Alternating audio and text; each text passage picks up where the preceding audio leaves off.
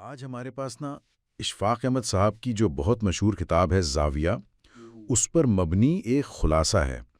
عنوان ہے زاویہ اشفاق احمد کی حکمت عملی۔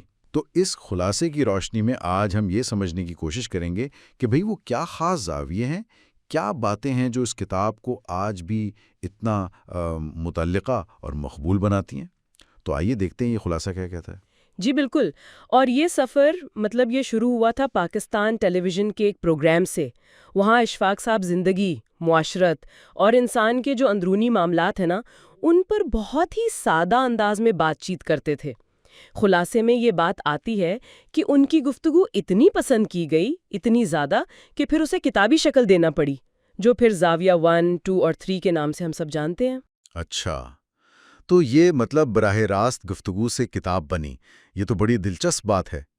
خلاصے میں بھی یہ واضح ہے کہ لوگوں سے تعلق شروع سے ہی گہرا تھا، اور یہ کہ یہ کوئی روایتی کہانی یا ناول نہیں ہے، بلکہ جیسے چھوٹی چھوٹی باتیں، مضامین ہیں یا گفتگویں ہیں جو صوفیانہ رنگ لیے ہوئے ہیں، اور روزمرہ زندگی کی مثالیں بھی ہیں ان میں۔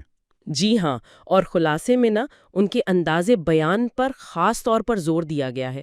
بہت سادہ، بہت شفیق، لگتا ہے جیسے کوئی بزرگ پاس بیٹھ کر اپنے تجربات بتا رہا ہو، اور وہ جو سادہ اردو میں پنجابی مثالیں اور شعر استعمال کرتے تھے، اس سے ایک اپنائیت کا رنگ آ جاتا ہے۔ پڑھنے والے کو لگتا ہے وہ بس وہیں بیٹھا ہے، ان سے براہ راست بات کر رہا ہے۔ ہاں، یہ انداز تو واقعی بہت منفرد تھا۔ اچھا، تو پھر ان خیالات کی بات کریں جو اس انداز میں پیش کیے گئے۔ خلاصے کے مطابق کون سے اہم نکات تھے جن پر اشفاق صاحب نے زیادہ زور دیا؟ مجھے یاد ہے خلاصے میں خود شناسی اور اندرونی سکون کا ذکر کافی نمایاں تھا۔ یہ کیا تھا ان کے نزدیک؟ دیکھیں، خلاصے کے مطابق اشفاق صاحب کی خود شناسی کا مطلب صرف یہ نہیں کہ بس جان لو کہ آپ کون ہیں، بلکہ اپنی خامیوں کو، اپنی کمزوریوں کو، اپنے اندر کے تضادات کو ماننا بھی ہے۔ وہ اس بات پر زور دیتے تھے کہ بھئی مسائل کا حل باہر دنیا میں شور مچانے میں نہیں ہے، یا دوسروں پر الزام ڈالنے میں نہیں، حل اپنے اندر جھانکنے میں ہے۔ جب انسان اپنے اندر کی دنیا کو سمجھ لیتا ہے تو باہر کی دنیا خود بخود سلجھتی محسوس ہوتی ہے، اور یہی آپ کہہ لیں اندرونی سکون کی چابی ہے، جیسا کہ خلاصے میں بھی وضاحت کی گئی ہے۔ یہ بات تو بہت گہری ہے، یعنی اپنی ذمہ داری قبول کرنا ایک طرح سے۔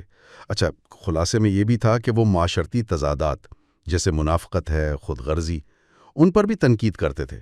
تو اس حوالے سے ان کا زاویہ کیا تھا؟ کیا وہ صرف تنقید ہی کرتے تھے یا کوئی حل بھی بتاتے تھے؟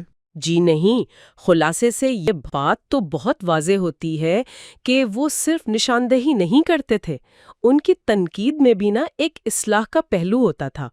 مثال کے طور پر جب وہ منافقت کی بات کرتے ہیں تو وہ کوئی بڑے بڑے فلسفے نہیں بتاتے، چھوٹی چھوٹی روزمرہ کی مثالیں دیتے ہیں کہ کیسے ہم کہتے کچھ ہیں اور کرتے کچھ ہیں، اور حل کے طور پر پھر وہ رشتوں میں محبت، درگزر اور اللہ پر توکل، ان چیزوں کی طرف توجہ دلاتے ہیں۔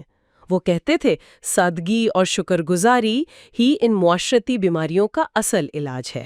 اچھا، یعنی بڑے مسائل کا حل چھوٹی چھوٹی نیکیوں میں اور رویوں کی تبدیلی میں، یہ تو بہت عملی پریکٹیکل انداز ہے۔ اور خلاصے میں یہ بھی آتا ہے کہ زاویہ لاکھوں لوگوں تک پہنچی اور پچھلے کوئی 30 سالوں میں سب سے زیادہ پڑھی جانے والی کتابوں میں سے ہے۔ اس کی کیا وجہ رہی ہوگی، اتنی مقبولیت؟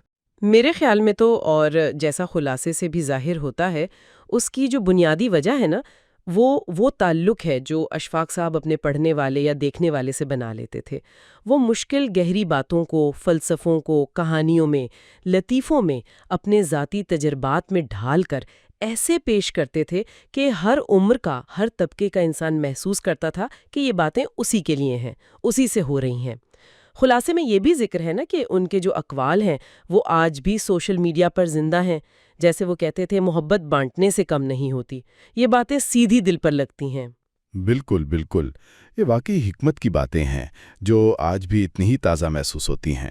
تو خلاصہ یہی ہے کہ زاویہ اس خلاصے کی روشنی میں صرف ایک کتاب نہیں ہے، یہ زندگی کو دیکھنے کا، اسے سمجھنے کا اور پھر اس سے نمٹنے کا ایک خاص زاویہ، ایک نقطہ نظر دیتی ہے۔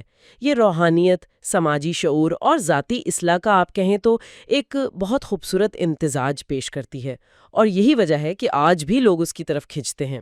اور جاتے جاتے سامعین کے لیے ایک نقطہ شاید چھوڑا جا سکتا ہے جو اس خلاصے سے ہی ابھرتا ہے کہ آج کا جو دور ہے، اتنا تیز رفتار ٹیکنالوجی کا دور، معلومات کی بھرمار ہے، تو کیا ایسے میں اشفاق احمد صاحب کی وہ سادگی، وہ اندرونی سکون کی تلاش اور وہ چھوٹی چھوٹی نیکیوں پر مبنی تعلیمات جن کا ذکر اس خلاصے میں، کیا وہ پہلے سے زیادہ اہم اور قابل عمل نہیں ہو گئی؟